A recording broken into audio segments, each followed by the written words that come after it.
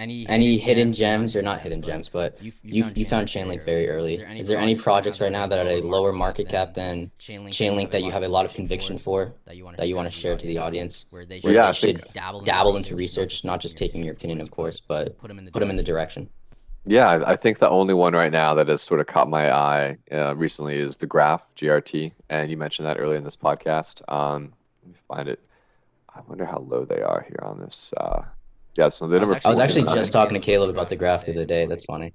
Yeah, yeah. So they're number 49 on here, and they're about 55, 56 cents per GRT token. But yeah, so generally speaking, like what they do is if you're a blockchain developer and you're trying to build a dApp or whatever on any blockchain, like it takes a lot of time to build one from scratch. You have to understand transaction volume, you have to understand just finding the data, the information, like building it from scratch, right? It's like let me just go fucking code an app from scratch.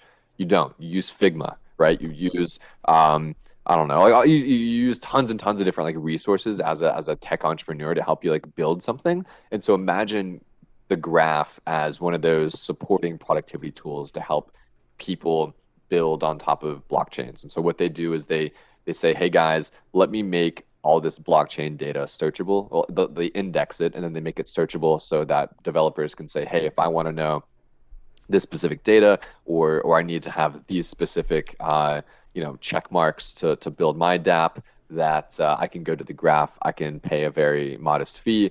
I can find that, which will save me hours and hours and hours of manual labor doing it myself.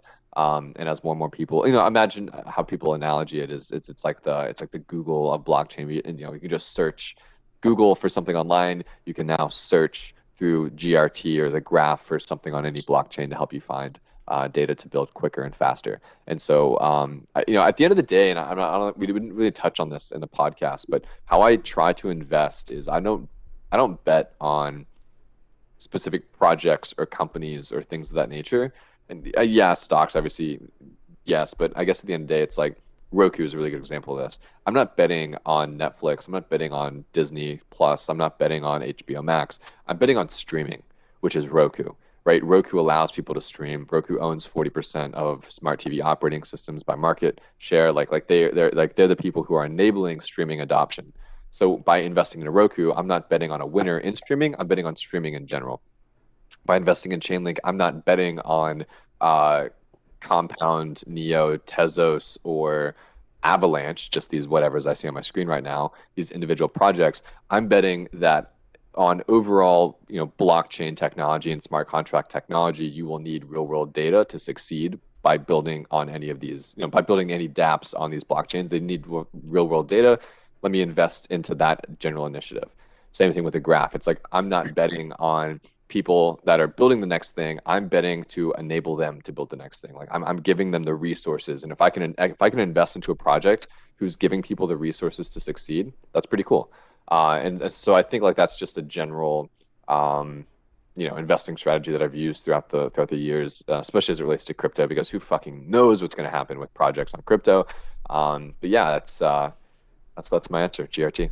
Yeah, and I'm like the same exact way with my crypto. When I do research on crypto projects, I try to find out if there's any use case for them for this transfer into Web 3.0, because I'm in strong belief that I think that we are going to eventually get out of Web 1.20 and transfer into Web 1.30. So I look for projects like that, and decentralized indexing, like you said with the graph, it's required. It's a required piece of decentralizing web infrastructures. And then again, how I have a very bullish case for them, like you did with Chainlink, is there are no other projects right now that I'm at least aware of that are aiming to decentralize the work of indexing blockchain data. And like that's why I like the graph a lot. And yeah. 100%, dude.